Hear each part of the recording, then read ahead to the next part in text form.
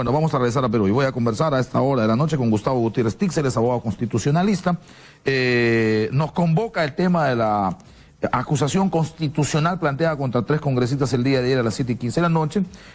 El anuncio de la congresista Takayama, presidenta de la Subcomisión de Acusaciones Constitucionales, que el proceso arranca mañana, se ha citado para mañana a sesión, y a partir de ahí se discute inicialmente el tema de la admisión. Vamos a preguntarle al doctor Gutiérrez y para que nos explique cuál es el procedimiento que sigue estas acusaciones. Qué gusto saludarle. ¿Cómo Igualmente, está? Manuel. Buenas noches. ¿Cuál es el procedimiento que sigue en esta denuncia o esta acusación constitucional una vez planteada, como ya se ha hecho el día de ayer, y convocada a sesión para mañana, la subcomisión? Bueno, estamos nuevamente ante procedimientos de control político, como ocurre cuando se realiza la investidura o la cuestión de confianza. También se trata de un procedimiento de evaluación política de determinados hechos que pueden tener un contenido ilegal o ilícito, ¿no? Entonces, tomando en cuenta el develamiento de los videos con ocasión de la supuesta compra de votos para la vacancia, para evitar la vacancia, en consecuencia, un grupo de congresistas ha formulado una denuncia constitucional al amparo del artículo 99 de la Constitución para activar el... Se llama denuncia. Denuncia constitucional. No acusación. No, se llama denuncia constitucional para activar el procedimiento de antejuicio político, porque se le imputan un conjunto de delitos, entre ellos uno de los más relevantes es el cohecho, y por otro lado también un juicio político porque también se les califica como actos de contravención a la propia Constitución. Entonces se va a realizar una denuncia constitucional por juicio político y por un antejuicio político, por las dos cosas a la vez. Por juicio político y por antejuicio político. Por antejuicio político. ¿Cuál es el procedimiento según para llegar a alguna conclusión? De acuerdo al reglamento del Congreso, tenemos una comisión especial que realiza el procedimiento interno en el Congreso. Esta comisión es la denominada Subcomisión de Acusaciones Constitucionales, que es un órgano dependiente de la Comisión Permanente, la cual está compuesta de manera multipartidaria. Entiendo que son 15 congresistas, en la actualidad la preside la congresista Takayama, Milagros Takayama. Sí. De Fuerza Popular. De Fuerza Popular. Esta comisión realiza un procedimiento sumario que no debe exceder de 15 días útiles para poder llevar a 20 días calendarios. Sí, pero acá hay unos... ¿A partir de mañana? No, porque primero lo que hace esta comisión es ingresa la denuncia y hace un informe de calificación. Si es que considera que se han cumplido con los requisitos de forma, ¿no? O sea, una decisión de admisión. Una decisión de admisión, correcto, ¿no? Entonces, en esa decisión... Pero eso se hace en una sesión, mañana. Entiendo que es el jueves. Mañana, sí, mañana.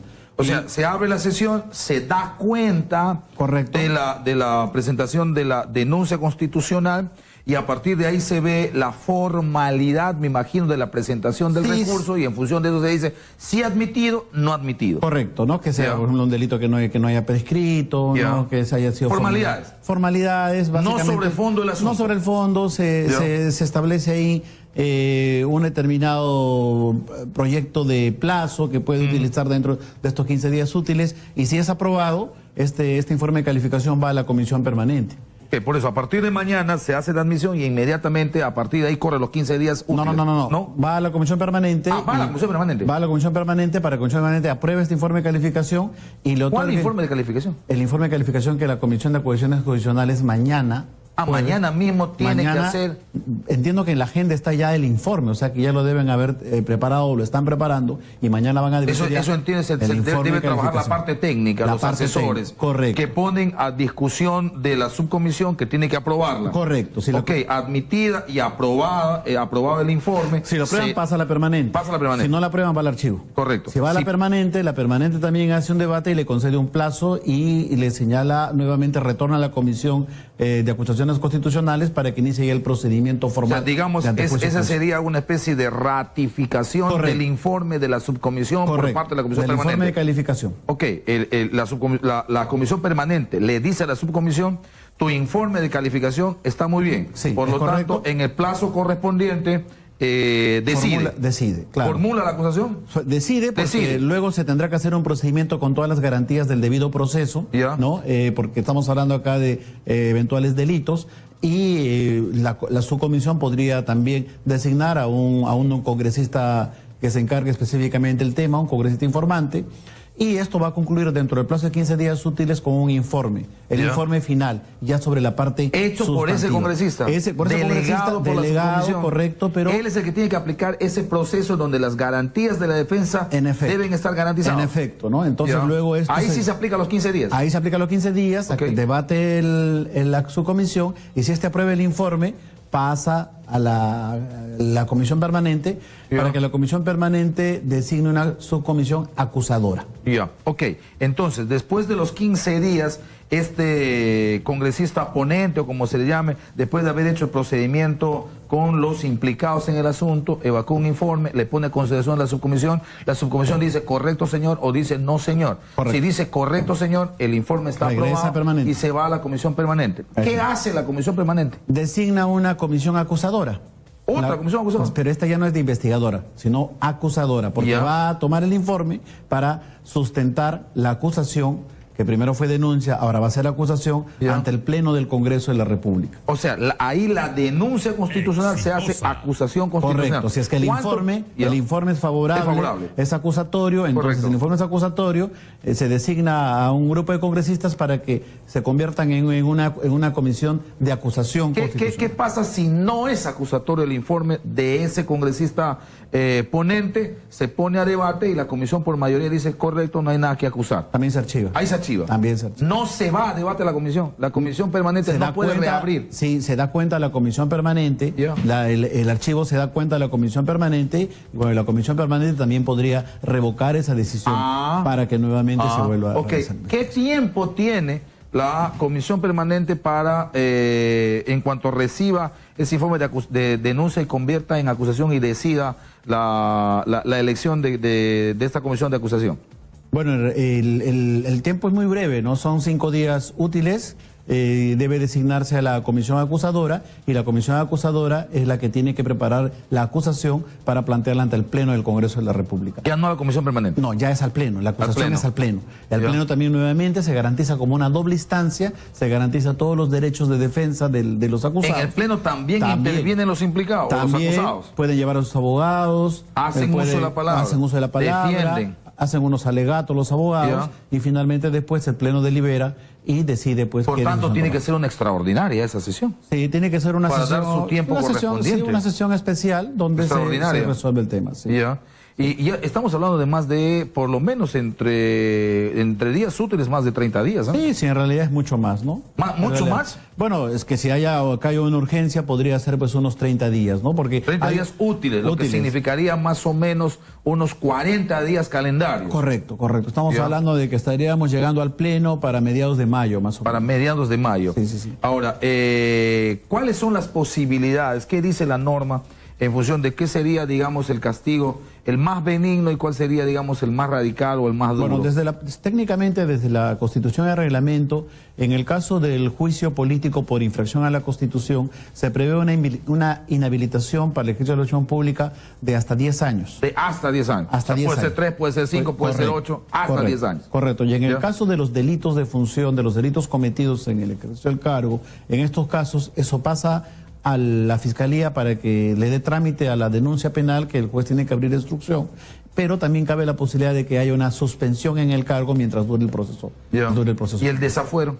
Ese es el desafuero, o sea, en los dos lados estarían desaforados, porque estaría... Pero claro, cuando se inhabilita se desafuera en los 10 años y para todo ejercicio de actividad pública. La inhabilitación ya es una sanción, ya es una sanción definitiva. Que incluye su condición de congresista, pues desde ese momento. Concluye su condición de congresista, hay un desafuero absoluto. Correcto. Está retirado del cargo, ya no puede postular a ningún cargo, no puede ser alcalde, no puede ser... congresista otra vez, no puede. Pero en el caso del antejuicio político, el congresista está suspendido en sus funciones hasta que se resuelva el proceso penal en el Poder Judicial. Entonces, prácticamente... ¿Por qué se hace eso si finalmente estando desaforado ya no habría, digamos, ese derecho o no? No, por eso, en el caso, lo que pasa es que aquí tenemos una doble peculiaridad, ¿no? Es que en el caso concreto no es como en el caso, por ejemplo, de Carmen Lozada, que fue retirada de su cargo únicamente por una infracción a la Constitución. Aquí se les ha denunciado a estos 3 congresistas por infracción a la Constitución y por delitos de función. Entonces, la infracción a la Constitución corre por cuerda separada, es un juicio político. Y el juicio político propiamente inhabilita para el ejercicio de la función pública al congresista o a la autoridad. No es acción penal. No es una acción penal, es un tema eminentemente de valoración política que da lugar a 10 años de suspensión en el máximo de los casos. Ok, ahora, antes de pasar al tema de la congresista Lisbeth Robles, a quien le han denunciado hoy, y que por supuesto su caso se parece muchísimo al ex parlamentario Ortecho, que también terminó desaforado y que está respondiendo por responsabilidades penales todavía, incluso hasta ahora. Yo quisiera ahí precisarte un tema de fondo, favor. porque creo yo he visto un tanto la denuncia, y la denuncia la encuentro un poco compleja e incompleta en la medida de que se denuncia por cohecho a los oferentes, pero no al corrupto, porque fíjate, Kenji, Bocángel y Bienvenido Ramírez son los funcionarios que le han entregado, le han ofrecido alguna dádiva o alguna ventaja al señor Mamani para votar. En realidad eran instrumentos de personas que tenían que tener un grado de influencia en la administración pública. En consecuencia, quienes tenían el acto decisorio para la ventaja, el ofrecimiento, definitivamente tenía que ser el presidente de la República y los ministros. Entonces, si es que tú denuncias solamente a la mitad de los actores involucrados, esto puede correr el riesgo de generarse un grave peligro y terminar prácticamente en nada, ¿no? Porque, repito, delito de cohecho requiere del soborno. El soborno requiere dos actores: quien va a sobornar y quien se deja sobornar. Entonces, el que se deja sobornar, se deja como consecuencia de que tiene un poder de decisión en la administración pública. Entonces, me parece que esta denuncia debe ampliarse a efectos de poder incorporarse a los ministros. No entiendo por qué el ministro de Transportes, que ha sido mencionado y que él mismo además está grabado, no está incluido en esta denuncia constitucional. Y los ministros Bruce y la señora Arauz también. Ojo que hay que tomar en cuenta, por ejemplo, en el año 2001, que la señora Luz Salgado y la señora Marta Chávez fueron también desaforadas como consecuencia de haber habido algunos rumores o algunas menciones que dio en este caso Pinchi Pinchi, que habían recibido dinero de parte de Vladimiro Montesinos. Entonces, en realidad, yo creo que la denuncia tiene que completar todo el círculo, porque lo contrario, lo que se está haciendo es un favor a los congresistas, porque en algún momento pueden negar que no hay una acusación completa, ¿no? Correcto. Muy bien.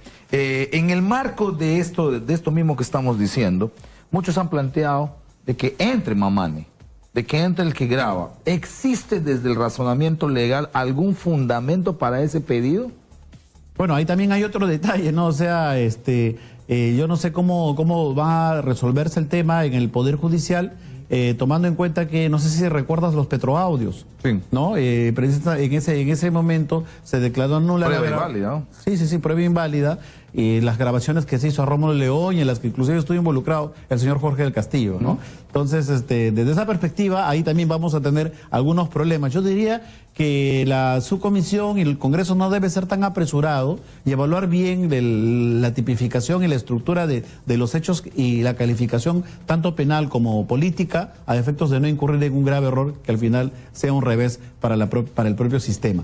Pero digamos, mirando bien el asunto de la participación de Mamani propiamente dicho, grabando, ¿habría, infringido alguna norma? ¿Podría ser pasible de entrar en la acusación constitucional? Bueno, yo creo que tiene que ser también investigado, ¿no? Pero lo veo difícil porque, en todo caso, él ha sido el instrumento que ha permitido el develamiento de un acto ilícito. Entonces, la grabación que ha hecho él ha sido inclusive dentro de su participación. O sea, él ha participado del acto. O sea, no es que haya hecho una grabación donde él no esté dentro de ese proceso. Pero queda grabación, queda dudas, por ejemplo, porque hasta ahora no se presenta grabación completa.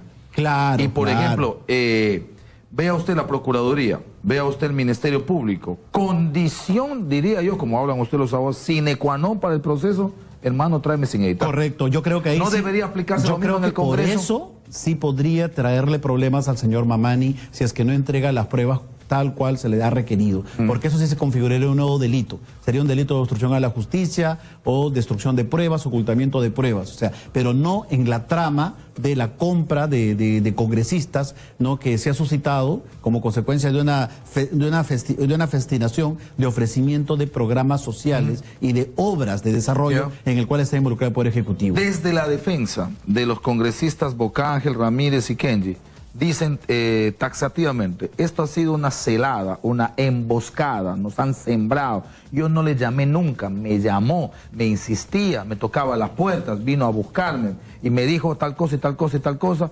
Él se ofreció. Este concepto sirve de argumento para librar de alguna manera responsable, decir, otra cosa diferente sería que yo lo hubiese llamado y lo hubiese dicho, este me ha buscado, este me llamaba, me decía, yo quiero pasarme. Claro, es que además, inclusive, fíjate, técnicamente Kenji no tenía ninguna atribución para poder ofrecer o prometer la realización de una obra al señor Mamani en Puno, porque no es ministro ni es presidente de la República. Ninguno de los tres. Entonces, podrían estos estar sujetos de otros delitos menores, pero el delito grave, que es el cohecho, que es el soborno, definitivamente tiene que estar conectado con el develamiento de la participación de los ministros y del presidente. Y para eso se requiere las pruebas de Mamani. Según su razonamiento, no puede configurarse cohecho porque quienes han estado participando no tenían ningún poder para cumplir con lo que estaban diciendo. Definitivamente no lo tenían, ¿no? Habla de que incluso el ofrecimiento... Eso es tráfico de influencias. O sea, es otro delito. Podría ser una fanfarronenería, como dice Bienvenido, etcétera. Podría ser yo hasta podría ofrecer que las piedras caminan, qué sé yo. Y probablemente... ¿Podría la mala tipificación de lo que significa delito entonces generar algún problema en el procedimiento? Correcto. Por eso le digo que lo que acá tiene que enfocarse claramente es el soborno. Y el soborno requiere... El funcionario que va a manipular la voluntad popular al distorsionar su voto como consecuencia de recibir una promesa o una ventaja. ¿Y quién hace la ventaja?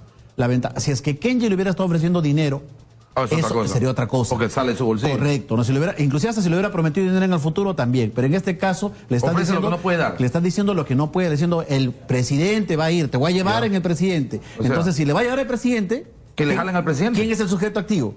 El presidente. Entonces, él es simplemente un cómplice o un actuante. Ahora, pero digamos, para el proceso político, lo que se necesita son votos, no sé si se necesitan argumentos. Correcto. Para el proceso político se necesitan votos. Se necesita una votación. Y digamos, ese es el más fuerte porque ese es el que le termina sacando el Congreso e inhabilitando. Lo otro se definirá sin ninguna duda en el Ministerio Público. En el Ministerio Público, en el Poder Judicial. Donde va a ser más complicado la probanza de las cosas que se han señalado.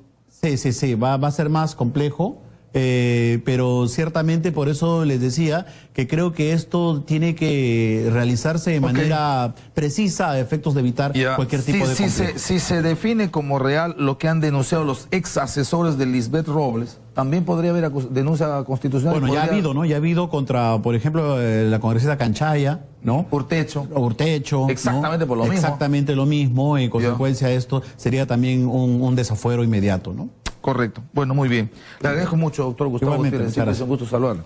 Nos ayuda enormemente a entender estas complicadas cosas del derecho y sobre todo lo que corresponden a la constitucionalidad de los procesos.